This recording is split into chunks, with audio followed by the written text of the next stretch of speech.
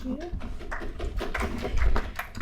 Hi everyone. So in today's presentation, I will be discussing the case of Waratah coal and youth verdict. This case was brought to the Land Court of Queensland by youth activist group Youth Verdict, which challenged Waratah's application for a mining lease and an environmental authority on the grounds of environmental degradation, climate change, and human rights. So this case aligns with key principles of Pact for the Future, including Action 10, which emphasizes sustainable resource use, and Action 36, which champions meaningful youth participation in decision-making. Youth Verdict's commitment exemplifies the power of young Australians to drive climate action and inspire transformative change, safeguarding our national security and our shared future. But what is the case? So Waratah Coal Mine, or Waratah, is a privately owned coal development company. In 2011, Waratah Coal Company applied for a mining lease under the Mining Resources Act 1989 and an environmental authority under the Environmental Protection Act 1994 to develop a thermal coal mine for the purpose of exporting coal to Southeast Asia for electricity production. So the mine was intended to be built in Central Australia in an area known as the Galilee Basin, which you can see here on the slide. The Galilee Basin, which is slightly larger than the size of the UK, is one of Australia's largest coal basins. And while this basin holds considerable economic value for mining projects, the Galilee Basin's ecological importance is even greater. And here are a few images showing the ecological diversity of this preserve. So as mentioned, one of the areas that would have been greatly impacted by the mining project is the Bimblebox Nature Reserve, an area protected under the Nature Conservation Act 1992. So Waratah's proposed mine would have consumed 2/3 of Bimblebox and would have required the clearing of canopy trees in the area, which are used for natural drainage. And from this alone, this would dramatically change the ecological makeup of Bimblebox. And as you can see here from a quote on the slide, experts have warned that this would likely cause irreversible damage to Bimblebox. So in response to this perceived devastating ecological impact to one of the few untouched areas, Youth Verdict objected to Waratah's mining lease on 31 grounds. These included, but are not limited to, the irreversible contributions to climate change, the rights to life of people in Queensland, the rights to privacy, home and property, the rights of certain groups to enjoy life without discrimination, and the rights of First Nations people. So what I hope to gain from this presentation is to discuss two particular aspects of this case. One, how the mine would have unjustifiably limited human rights, particularly through its contribution to Scope 3 emissions, which will be explained later, and how this case establishes intergenerational equity as a framework for future decision-making.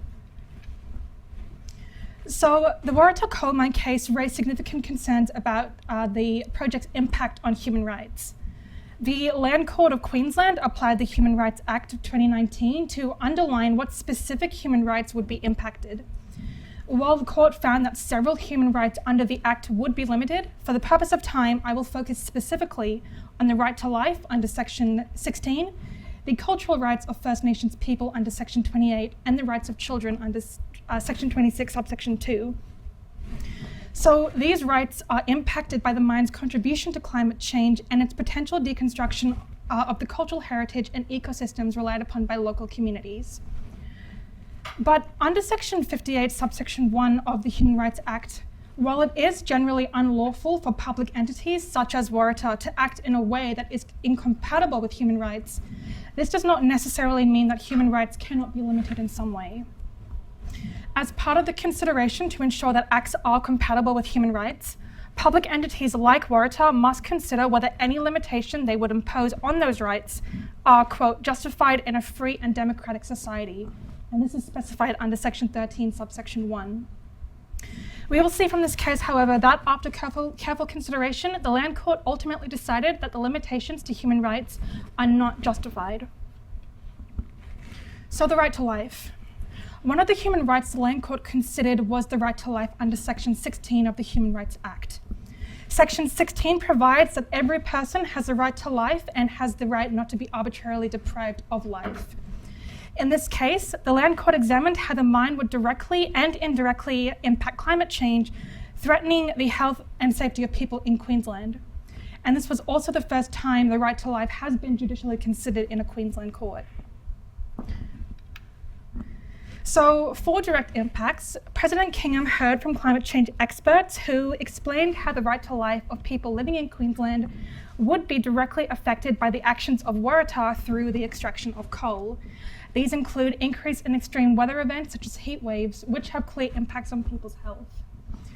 Now, while there are direct impacts, of course, what perhaps is more interesting for this discussion is the consideration of indirect impacts, or Scope 3 emissions.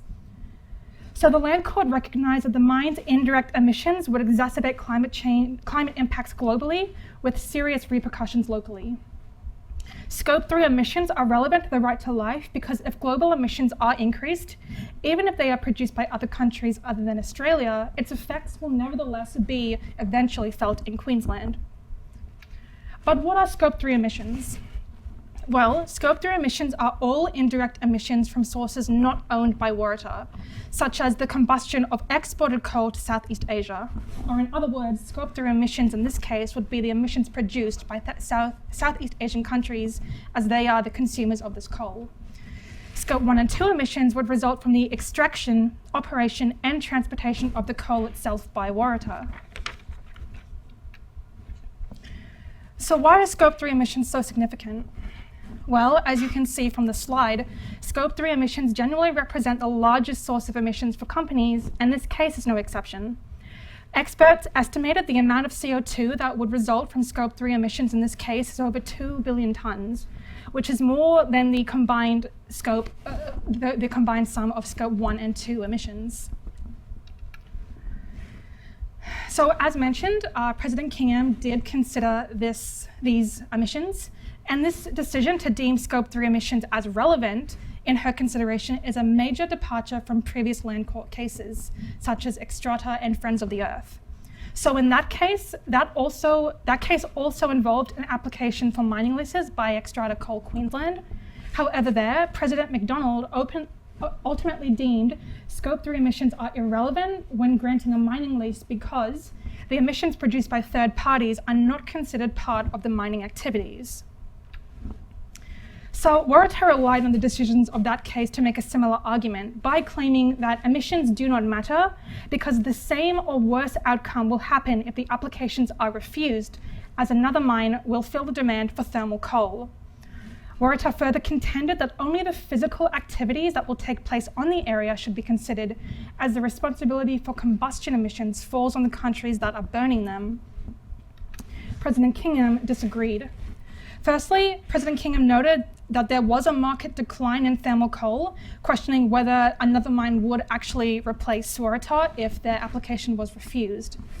Secondly, President Kingham said that the ultimate decision maker on each application should be the, quote, policy context.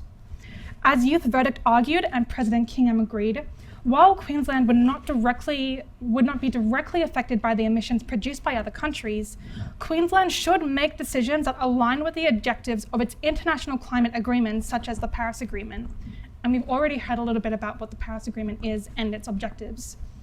So in 2016, Australia became a signatory of the Paris Agreement with the aim of limiting global warming well below 2 degrees by 2050. So therefore, if Scope 3 emissions were excluded, Australia would seemingly undermine its own commitment to reaching the objectives, not to mention weakening its relationship with our international partners in the agreement. So ultimately, President Kingham found that Scope 3 emissions could not be separated from the mine's purpose, that being the burning of coal to produce electricity.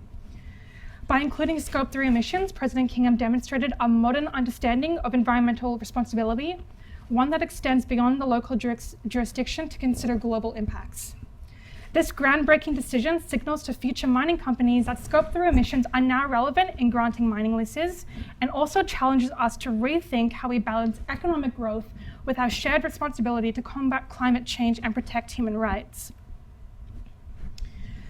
But this case isn't just about emissions. It's about preserving the heritage and identity of those most connected to the land.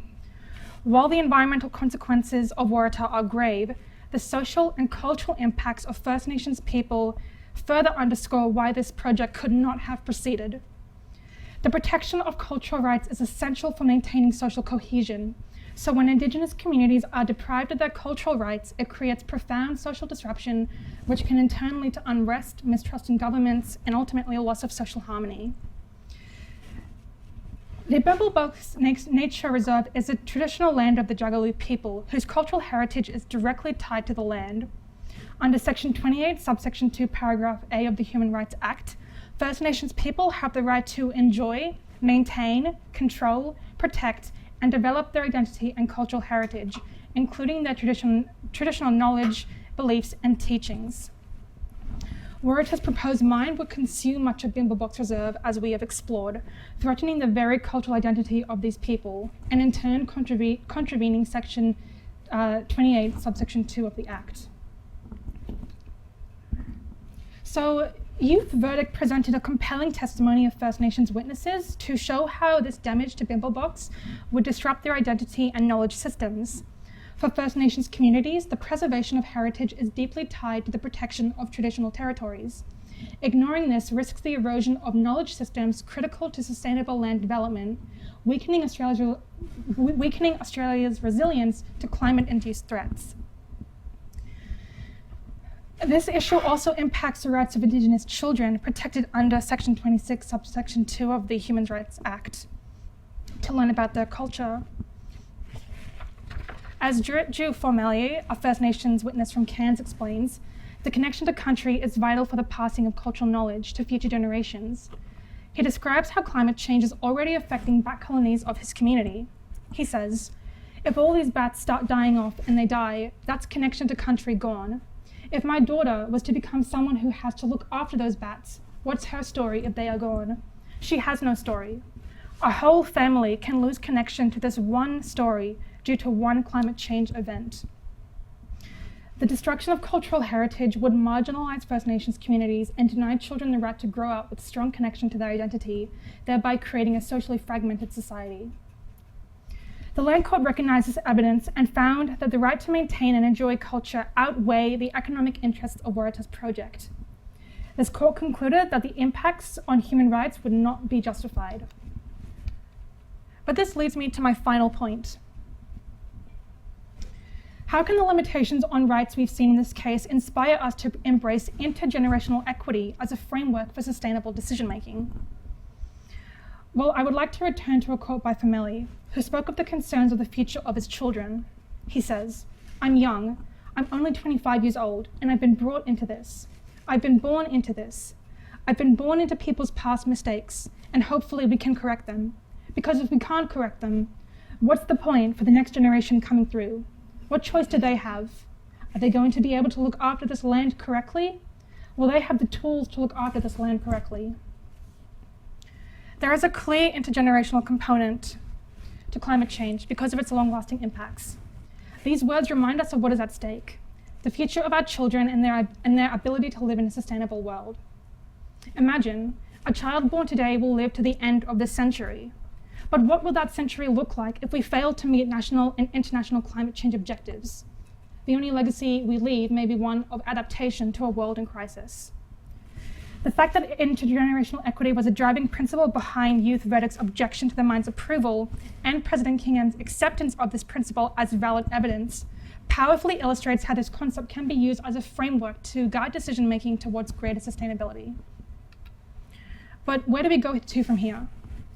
Well, in 2023, the Minister for Environmental Science and the Minister for Mining and Resources accepted the Queensland Land Court's recommendation to refuse Waratah's coal mine for an environmental authority and a mining lease. This case is the first time in which a land court has directly acknowledged the relationship between climate change and human rights in 2022. This historic victory has been warmly received by Youth Verdict and the public. Youth Verdict members have been overjoyed by the result, and they say that by continuing to fight for First Nations cultural rights, we're also fighting for a safe and healthy climate for us all. This embodies the principles of Action 10 and Action 36 of the Pact for the Future: sustainable resource use and meaningful youth participation. But the work doesn't end here. While future land court cases could still challenge or overturn these outcomes, the fact that the land court and the minister have agreed climate change is a human rights issue sets an unprecedented foundation for advancing Australia's climate justice. By committing ourselves to national and international obligations, we can position ourselves as leaders in innovative climate policies and set a standard for the world to follow. This case is more than just a victory for Youth Verdict or for the people of Queensland. It's a concrete reminder of our ability to influence our laws and shape a better future for our community. We have given ourselves a chance to safeguard our security and Earth's future. In Famili's words, what's the point of the next generation coming through? Well, it's our responsibility to ensure there is one, and that could be a true pact for the future. Thank you.